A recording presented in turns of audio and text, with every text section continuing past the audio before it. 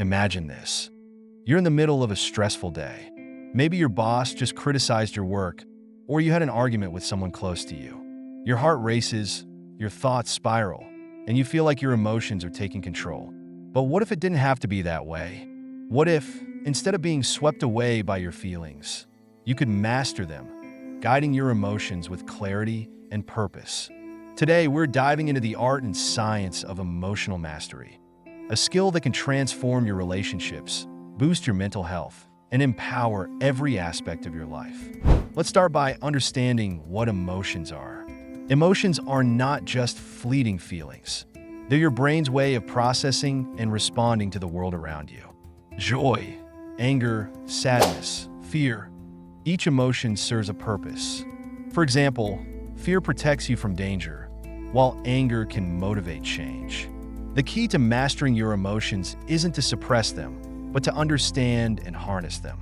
Step 1: awareness. Mastering your emotions begins with a crucial and transformative step: awareness. Imagine your emotions as waves in the ocean. They rise up, sometimes gently and sometimes with force, peak at their highest point, and then inevitably fall back down. When you're unaware of these emotional waves, they have the potential to overwhelm you, like a sudden, crashing tide that knocks you off your feet.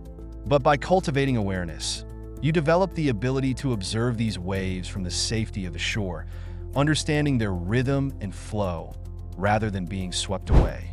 Awareness begins with pausing, an intentional moment of stillness when you feel strong emotions building within you.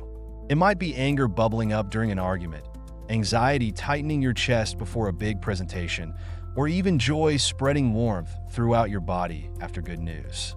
Whatever the emotion, take a moment to stop and tune into yourself. Ask, what am I feeling right now? Labeling the emotion, whether it's anger, sadness, excitement, or fear, is a powerful act. By naming your emotion, you create a sense of separation between you and the feeling itself. It's no longer, I am angry, but rather, I feel anger. This subtle shift reminds you that emotions are temporary states, not permanent aspects of your identity. Mindfulness is an invaluable tool in this process of awareness. When you practice mindfulness, you train yourself to observe your emotions without judgment or resistance. Picture your thoughts and feelings as clouds passing through a vast, open sky. Some clouds are dark and heavy, others light and fleeting, but none of them linger forever. You don't need to chase after these clouds or hold on to them. Simply watch as they drift across your mental landscape. This perspective allows you to witness your emotions with curiosity rather than criticism, fostering a sense of acceptance and understanding. Consider a scenario where you feel overwhelmed by frustration. Perhaps you're stuck in traffic after a long day, and every honk, every delay adds to your irritation. Instead of letting the frustration consume you, take a mindful pause. Close your eyes if it's safe to do so, and take a deep breath. Acknowledge the frustration by silently saying to yourself, I feel frustrated. Notice where this emotion manifests in your body, maybe as tightness in your jaw or heat in your chest. By bringing your attention to these sensations, you're not suppressing the emotion, but rather shining a gentle light on it, giving it space to be felt and understood. Awareness is not about erasing your emotions or pretending they don't exist. It's about giving yourself the freedom to experience them fully, without letting them take over your actions or thoughts. This practice strengthens your ability to respond thoughtfully rather than react impulsively. For example, instead of snapping at someone out of anger, awareness allows you to recognize the emotion, pause, and choose a more measured response. Developing awareness takes practice, especially in a world full of distractions and demands. Start small. Throughout your day, take a few moments to check in with yourself. Ask, what emotions am I experiencing right now? You might find subtle feelings you hadn't noticed, like a lingering sense of gratitude after a kind gesture or a hint of worry about an upcoming event. Over time, these moments of reflection will become second nature, helping you stay grounded even during emotional storms. Awareness is like building a muscle. The more you practice tuning into your emotions, the more intuitive it becomes. Instead of being a passive passenger on the roller coaster of your feelings, you become the operator, choosing how to navigate each twist and turn. This foundational step in mastering your emotions opens the door to greater clarity, calm, and control in every aspect of your life. It's not about avoiding emotions, but learning to live with them in harmony, embracing them as a natural and essential part of your human experience. Step 2. Reframing. Once you've cultivated awareness of your emotions, the next step in mastering them is reframing. Reframing is the art of shifting your perspective, a skill that can transform the way you experience and respond to life's challenges. Our thoughts are incredibly powerful. They act as the lens through which we perceive the world, shaping our emotions and actions. By consciously adjusting this lens, you can turn even the most frustrating or discouraging situations into opportunities for growth, understanding, or peace. Imagine you're stuck in traffic after a long day, and frustration starts to bubble up. Your thoughts might spiral into negativity. This is so unfair, or I'm wasting my time. These thoughts amplify the frustration, making the situation feel worse than it actually is. Reframing, however, offers an alternative path. Instead of focusing on what's going wrong, you can consciously choose a new perspective. This is a chance to listen to that audiobook I've been meaning to finish, or this is an opportunity to practice patience and calm. While the external situation hasn't changed, your interpretation of it has, and so has your emotional response. Reframing doesn't mean ignoring reality or pretending everything is perfect. It's not about forcing artificial positivity or denying the challenges you face. Instead, it's about acknowledging the reality of the situation while actively choosing a perspective that empowers rather than diminishes you. It's the difference between feeling like a victim of circumstance and reclaiming your agency. The power of reframing lies in its ability to shift not just how you feel, but also how you act. Take, for instance, a common scenario: receiving critical feedback at work. Your initial thoughts might be defensive, like, they don't appreciate my efforts, or self-critical, like, I'm not good enough. These thoughts can lead to feelings of anger, shame, or defeat. But what if you reframe the feedback as an opportunity? Instead of seeing it as a personal attack, you might think, this is a chance to improve and grow in my role. This shift in perspective doesn't erase the sting of criticism, but it transforms it into something constructive, enabling you to respond with curiosity and a willingness to learn. Reframing can also help in personal relationships. Imagine a friend cancels plans at the last minute, and your initial thought is, they don't care about me. This thought might lead to feelings of hurt or resentment. By reframing, you might consider, maybe they're dealing with something stressful and need support, or this gives me time to relax or focus on something I've been putting off. Reframing helps you approach the situation with empathy and reduces the emotional charge, making it easier to communicate openly. This practice isn't about ignoring difficult emotions, but about finding perspectives that serve you. It's a way of reclaiming control over how you interpret and respond to the world. Reframing also reinforces the idea that challenges are not inherently negative. They could be opportunities to grow stronger, more resilient, and more self-aware. Learning to reframe takes practice, especially when emotions are running high. Start small, with everyday frustrations. The next time you spill coffee on your shirt, miss a bus, or encounter a rude comment, pause and ask yourself, how else can I look at this situation? Over time, this habit will become more natural, helping you approach even larger challenges with a balanced perspective. Reframing is a skill that invites you to become an active participant in your emotional experience rather than a passive recipient. It empowers you to see situations from multiple angles, finding meaning and opportunity even in the midst of difficulty. By choosing perspectives that uplift and serve you, you take an important step in mastering your emotions and creating a life that feels more intentional, resilient, and fulfilling. Step 3. Regulation. Emotional regulation is the art of managing and expressing your emotions in ways that are both healthy and constructive. It's not about bottling up your feelings or pretending they don't exist. Instead, It's about channeling them in ways that serve you and those around you. When emotions run high, they can feel overwhelming, almost like a storm inside you. But with practice, you can learn to navigate these storms and find calm amidst the chaos. One of the most effective tools for emotional regulation is deep breathing. When you're feeling intense emotions like anger, anxiety, or frustration, your body responds instinctively. Your heart races, your muscles tighten, and your breath becomes shallow. These physical reactions are part of your body's fight or flight response.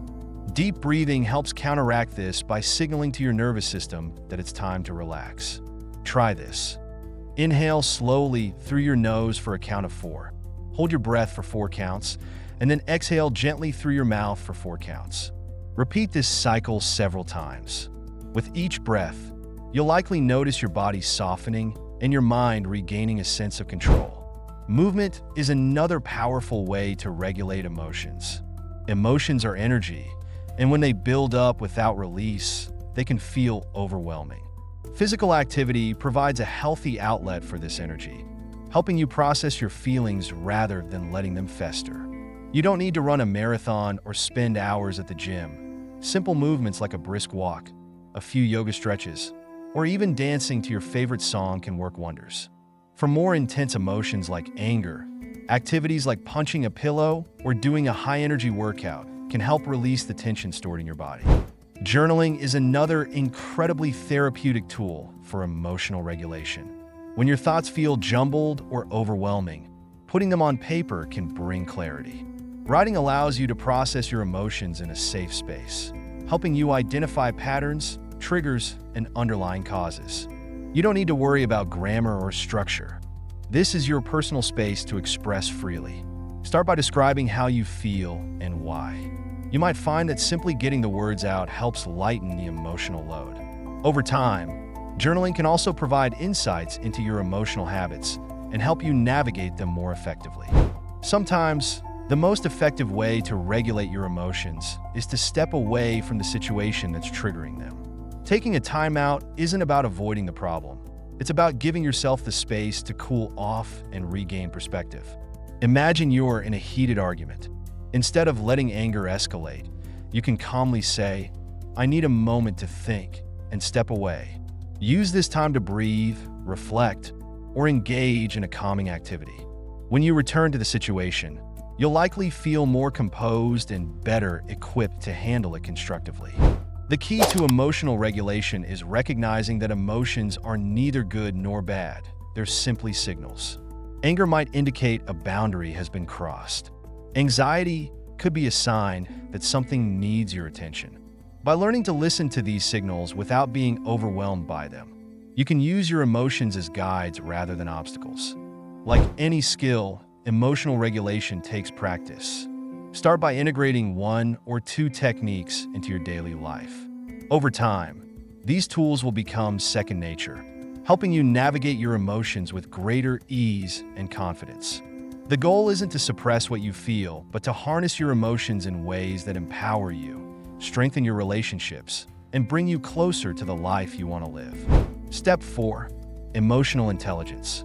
Mastering your emotions isn't just about managing your own inner world. It's also about understanding and navigating the emotions of others. This is the essence of emotional intelligence, a skill that goes beyond self-awareness and self-regulation to include empathy, connection, and influence. Emotional intelligence is the cornerstone of meaningful relationships, effective communication, and the ability to create harmony in both personal and professional interactions. At its heart, emotional intelligence begins with recognition. Just as you learn to identify and name your own emotions, the same applies to recognizing the emotional states of others. This requires observation, noticing tone of voice, body language, facial expressions, and the unspoken cues that often reveal more than words ever could. For example, a colleague might say, "I'm fine," but their slumped shoulders and distant gaze suggest otherwise. Emotional intelligence means picking up on these subtleties and understanding that emotions aren't always expressed directly. One of the most impactful ways to cultivate emotional intelligence is through active listening. When someone shares their feelings with you, resist the urge to immediately offer advice or shift the focus to your own experiences. Instead, make it your goal to fully understand their perspective. This means listening not just with your ears, but with your entire presence, setting aside distractions, maintaining eye contact, and signaling with nods or brief acknowledgments that you're truly engaged. When you create this space for someone, you're telling them, your feelings matter, and I'm here to understand, not judge. To deepen this connection, ask open-ended questions that encourage the other person to explore their emotions.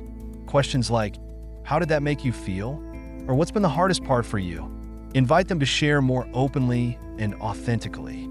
These questions show curiosity and compassion, helping the other person feel seen and heard. At the same time, avoid interrupting or jumping to conclusions. Let them speak fully before responding, and when you do, aim to validate their emotions. Saying something like, I can see why that would be upsetting, or that sounds really challenging, demonstrates empathy and respect for their experience. Emotional intelligence also involves managing your own reactions to the emotions of others. Imagine a situation where someone is angry or upset. It's easy to get defensive or mirror their frustration.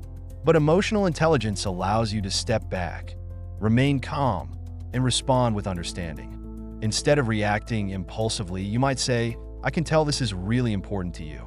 Let's talk about how we can address it. This not only de-escalates the situation, but also fosters trust and collaboration. Empathy is a central component of emotional intelligence.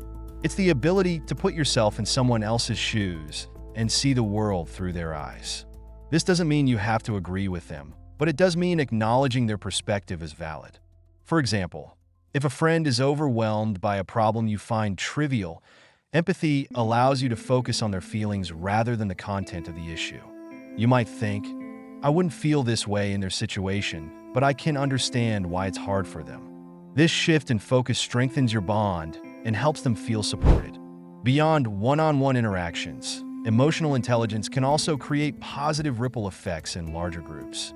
Whether in a family, workplace, or community, emotionally intelligent individuals contribute to an environment of mutual respect and collaboration. By modeling empathy, active listening, and thoughtful responses, you inspire others to do the same, fostering a culture where everyone feels valued and understood. Developing emotional intelligence is a continuous journey, one that deepens as you practice it in daily life. Start small by committing to truly listen in your next conversation, focusing entirely on the other person's words and emotions. Over time, these practices will become second nature, transforming the way you connect with others and enriching your relationships in profound ways. At its core, emotional intelligence is about recognizing that emotions, both yours and others, are at the heart of human connection. By understanding and responding to these emotions with empathy and intention, you create deeper bonds, navigate conflicts with grace, and build a more compassionate and supportive world around you. Step 5. Letting go. Letting go is one of the most transformative, yet challenging, steps in mastering your emotions. It's the process of releasing the grip that negative emotions like resentment, regret, or fear have on your mind and heart. These emotions, when held on to, can become heavy baggage, weighing you down and preventing you from moving forward. But letting go doesn't mean erasing the past or pretending those feelings never existed. It's about choosing not to let them define or control your present and future. Imagine holding onto a rope that's pulling you in a direction you don't want to go. The tighter you grip, the more the tension builds, and the harder it becomes to find relief. Letting go is the moment you decide to release that rope, not to forget it existed, but to free yourself from the strain it causes. It's an act of courage and a gift to yourself, a way of saying, I deserve peace more than I deserve to hold on to this pain. Forgiveness is at the heart of letting go, and it's not just about forgiving others. It's also about forgiving yourself. We all make mistakes, experience failures, or fall short of our own expectations. Sometimes, the hardest person to forgive is the one staring back at you in the mirror. But holding on to self-blame or guilt only deepens the wound. Forgiveness isn't about excusing what happened or pretending it didn't matter. It's about acknowledging the lesson, accepting that you're human, and releasing the hold those feelings have over you. It's an act of compassion toward yourself, one that creates space for growth and healing. When it comes to forgiving others, it can feel even more complex. Perhaps someone hurt you deeply, and the pain lingers like a shadow over your life. Forgiveness in this context doesn't mean condoning their actions or forgetting the impact they had on you. Instead, it's about reclaiming your emotional freedom. By choosing to forgive, you're saying, "I won't let this hurt define my life any longer." It's a way of taking back your power and refusing to let the actions of others control your happiness. Letting go also involves releasing fear. Fear often roots itself in what we can't control, the unknowns of the future, the regrets of the past, or the possibilities of failure. While fear can sometimes be a helpful signal, when it overstays its welcome, it becomes a barrier to living fully. Letting go of fear starts with recognizing its presence and then gently challenging its grip. Ask yourself, what am I truly afraid of? And what's the worst that could happen? Often, simply naming your fears reduces their power, allowing you to move forward with greater confidence. One powerful way to practice letting go is through reflection. Find a quiet moment to sit with your thoughts, perhaps with a journal or simply in stillness. Reflect on the emotions or situations you're holding on to. Ask yourself, what is this teaching me? How has this shaped who I am today? By focusing on the lessons rather than the pain, you can begin to see these experiences not as weights holding you back, but as stepping stones to greater strength and understanding. Visualization can also help. Picture the emotion or situation you want to let go of as a heavy stone in your hands. Imagine yourself gently placing it down and walking away, feeling lighter with each step. Or envision tying that emotion to a balloon and watching it float away into the sky. These simple mental exercises can help your mind process the act of release, making it feel more tangible. Letting go is not a one-time event. It's a practice. Some days, the emotions you thought you released might resurface, and that's okay. It's a reminder to be patient with yourself and to recommit to your journey of emotional freedom. With each step, you'll find that the weight becomes lighter, and your capacity for peace, growth, and resilience expands. At its core, letting go is about making space for joy, for clarity, for the life you want to live. It's not about erasing the past, but about refusing to let it overshadow your present. It's about choosing to focus on what lifts you up rather than what holds you down. And in that choice lies a profound power. The power to shape your emotional landscape and step into a future unburdened by the weights of yesterday. Step 6. Gratitude and joy. Let me tell you a story. There was a woman who, after a particularly difficult year, started a simple habit. Every evening, she'd write down 3 things she was grateful for in a small notebook. Some days, her list was full of little things: a good cup of coffee, a kind word, or a cozy blanket. On tougher days, she'd struggle to find anything, but even then, she'd write down, "I made it through today." Over time, that notebook became a treasure trove of moments she could look back on, reminding her of the beauty and resilience in her life. Gratitude doesn't erase life's struggles, but it transforms how you see them. By noticing the good and celebrating the joyful, you give yourself the gift of perspective, a reminder that even in the hardest times, there's always something to hold on to. Mastering your emotions is a journey, not a destination. It takes practice, patience, and self-compassion, but the rewards are profound: greater clarity, healthier relationships, and a deeper sense of inner peace. Thank you for spending this time with me as we explored the art of mastering emotions. I hope this message spoke to you and gave you something meaningful to carry forward. If it did, I'd love for you to share it with someone who might need it too. And don't forget to subscribe so we can continue this journey together. As you go about your day, remember this: your emotions are not here to work against you. They're here to guide you, teach you, and empower you. Embrace them with compassion, lead them with intention, and trusting your ability to grow through every experience. Until we meet again, take care of yourself, be kind to your heart, and stay grounded in the beauty of who you are. You've got this.